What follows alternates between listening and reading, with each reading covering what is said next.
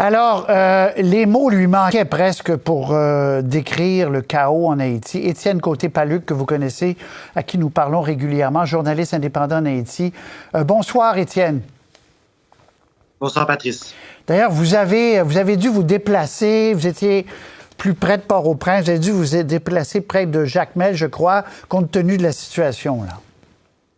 Oui, en fait, là d'où je vous appelle habituellement à Port-au-Prince, d'où je vous parle, c'est un quartier qui a été attaqué. Les gens dans la maison ont dû quitter tout le quartier en ce moment. Il y a une grosse battue pour trouver des membres de groupes criminels armés qui ont attaqué ce quartier-là lundi matin. Donnez-nous une idée, parce qu'on lit là-dessus, mais on ne se rend peut-être pas compte à quel point le chaos s'est installé. Donnez-nous une idée de l'ampleur des guerres de gangs à Port-au-Prince. Bon, en ce moment, on considère généralement qu'il y a environ autour de 80% du territoire de Port-au-Prince et ses environs qui sont contrôlés, qui sont hors de contrôle de la police. Plusieurs commissariats ont été à l'abandon et maintenant, les groupes armés essaient toujours de conquérir plus de territoire pour faire plus d'argent, entre autres en taxant les commerçants. Et maintenant, ce qui se passe cette semaine, et c'est comme vous l'avez dit, c'est la grosse nouvelle ici cette semaine. C'est peut-être la petite lueur d'espoir pour beaucoup de Port-au-Prinциens, beaucoup de critiques aussi de la part des groupes de droits humains par rapport à ces gestes-là, mais le lynchage a commencé. Les gens se prennent eux-mêmes en main pour sécuriser leur propre quartier. Depuis hier, il y a des barricades un peu partout à Port-au-Prince et tout est bloqué. Je vous montre, vous voyez peut-être pas, ou peut-être, je ne sais pas, la carte que je montre aux gens. On va peut-être même la mettre plein écran une seconde pour montrer. Ça, c'est la région de Port-au-Prince. Et les taches oranges et rouges, ce sont les zones contrôlées soit par les gangs du ce qu'on appelle le G9, soit la coalition d'une gang adverse, les GPEP. Il y a une autre gang, Grand Ravine, Village de Dieu. C'est à peu près, comme vous dites, 80% du territoire là, où la police n'entre pratiquement plus. Exactement. Et on voit sur la carte le coin jaune, c'est là où il y a eu l'attaque lundi dernier qui a été repoussée par beaucoup de gens de la population. Mais effectivement, il y a plus grandes zones qui sont sous contrôle de la police. C'est pour ça que la police demande de l'aide internationale pour l'appuyer dans ses efforts pour contrer ces violences-là. En ce moment, on sent vraiment qu'il y a un désarroi et les gens n'en peuvent vraiment plus. Il y a eu beaucoup de gens qui ont été obligés de sortir de leur maison. Encore cette semaine, on parle beaucoup moins aussi de Cité Soleil, mais là aussi, c'est les mêmes groupes armés qui s'affrontent, en tout cas les coalitions de groupes armés qui s'affrontent. Et il y a eu plus d'une centaine de morts la semaine dernière dans ces affrontements, mais aussi beaucoup de civils qui sont morts par des balles perdues à travers tous ces affrontements qui se font dans des zones urbaines habitées, donc qui sont extrêmement dangereux. Et que fait et que peut faire le gouvernement? Et oublions un instant l'intervention étrangère, là, parce qu'elle n'est pas là de toute façon pour l'instant, mais est-ce qu'il y a une stratégie? Est-ce qu'ils essaient de trouver une façon de contrôler l'avancée de ces gangs? C'est ce qu'on espère, tout le monde, mais dans les faits, il y a peu d'avancées qui sont faites.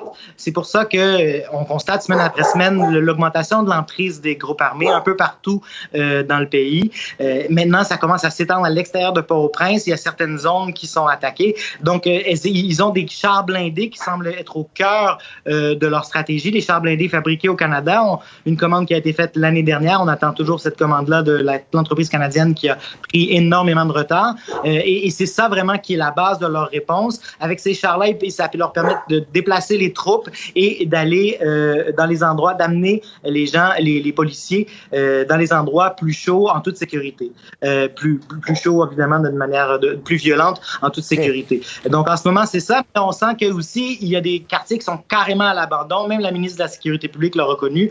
Il y a des quartiers où ils ont carrément retiré les policiers. Le poste de police est à l'abandon et les groupes armés, souvent, ont pris le contrôle même du poste de police. Donc, vous qui habitez là, qui vous êtes là, et c'est difficile d'imaginer que l'ordre puisse revenir sans une intervention étrangère.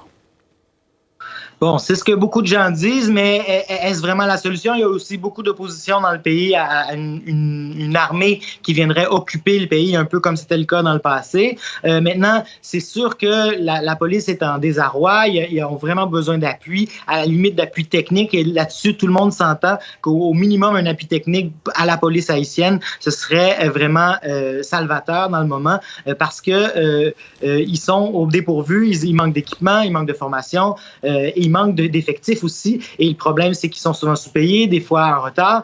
Donc, il y a beaucoup de charges sur les policiers comme tels, mais ils n'arrivent pas à recevoir l'appui dont ils pourraient avoir, dont ils auraient besoin, c'est-à-dire. Étienne Côté-Paluc, journaliste indépendant en Haïti. Soyez prudent. Merci beaucoup. On va se reparler.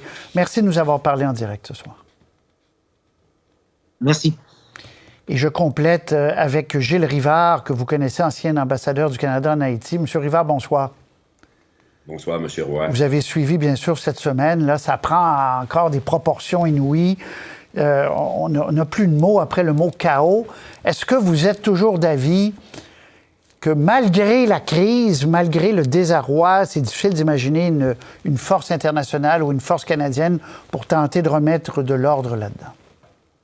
Écoutez, je pense et je suis entièrement d'accord avec l'analyse faite par M. Paluc, qui est encore mieux placé que moi aujourd'hui. La solution, ce n'est pas une force d'intervention internationale, c'est de renforcer massivement la police nationale d'Haïti. Le Canada l'a fait il y a une quinzaine d'années, la police, la magistrature, les pénitenciers et ainsi de suite. Il faut réinvestir dans ce milieu et à un certain point, ça prend des mesures extraordinaires pour une situation extraordinaire. Quand je vois les policiers haïtiens dans les conditions qu'ils travaillent, dans les conditions dans lesquelles ils travaillent, c'est incroyable qu'ils puissent réussir quand même à accomplir le minimum. Ce qu'il faut, c'est accroître les salaires des policiers pendant un certain temps. Ce n'est pas durable, mais comme je le mentionnais, il faut prendre des moyens extraordinaires, une prime à l'embauche.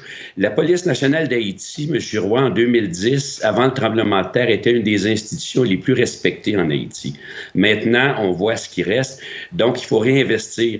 Ça va coûter beaucoup moins cher appuyer une prime à l'embauche ou un salaire accru à un policier que d'envoyer des policiers canadiens avec tout ce que ça comporte comme coût et ainsi de suite.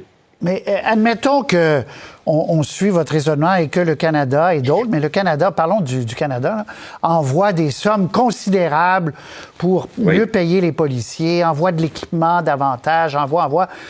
Mais dans l'état actuel du désordre, est-ce que tout ça, même, pourrait être efficace? Je pense que ça va prendre du temps, mais je vois vraiment pas d'autre solution. Monsieur Paluc mentionnait le fait qu'une force étrangère en Haïti va créer beaucoup de grogne dans la population, et c'était le cas lorsque j'étais là. La mission des Nations unies pour la stabilisation en Haïti est restée là pendant 13 ans. Et vous voyez le résultat aujourd'hui. Alors, ça prend un effort de l'intérieur, mais en parallèle, il faut remettre un gouvernement sur pied. Il faut préparer des élections. Ceci étant dit, le Canada s'est engagé lorsque M. Biden était au Canada à mettre 100 millions de dollars de plus en Haïti. Il faut l'investir dans la police, dans le renforcement de la police, les équipements, le matériel et ainsi de suite. Je vois pas d'autre solution à part une force étrangère, pour moi, n'est carrément pas une solution. Et d'ailleurs, M. Paluc l'a mentionné. D'ailleurs, c'est-à-dire qu'il disait qu'il y avait les deux il entendait les deux versions en Haïti, mais que beaucoup de gens, effectivement, disaient ne faites pas l'erreur d'envoyer des soldats étrangers. En même temps, il y a des gens qui la souhaitent, qui la demandent là-bas aussi. Donc, vous n'avez pas changé d'avis malgré le fait que là, ce sont les citoyens qui commencent à s'armer pour essayer de se défendre. Oui, et là, on vient de franchir une autre étape. Exact. La population haïtienne est en général extrêmement résiliente, mais si les gens en sont tellement écœurés, excusez-moi l'expression, de la situation, et qui en viennent eux-mêmes à prendre les armes, ça va se terminer en bain de sang. Et je suis d'accord, mais de toute façon, mettre en place une mission internationale va prendre des mois et des mois et des moyens techniques extrêmement importants. Et c'est des guerres de ruelles. Port-au-Prince, Port-au-Prince, c'est des petites rues étroites et ainsi de suite. Et les gangs sont dans leurs éléments. Et je peux difficilement imaginer ce qui pourrait se passer s'il y avait des policiers qui se faisaient tuer en Haïti et ainsi de suite. Et à ce moment-là, ça créerait un autre genre de problème. Il faut renforcer massivement la police haïtienne et ce, rapidement, par des moyens techniques et même des moyens financiers, même si c'est pas durable pour le moment. Donner un coup pour ça. C'est très clair. Gilles Rivard, ancien ambassadeur du Canada en Haïti, merci de nous avoir parlé. Ça m'a fait plaisir, M. Roy. Au revoir.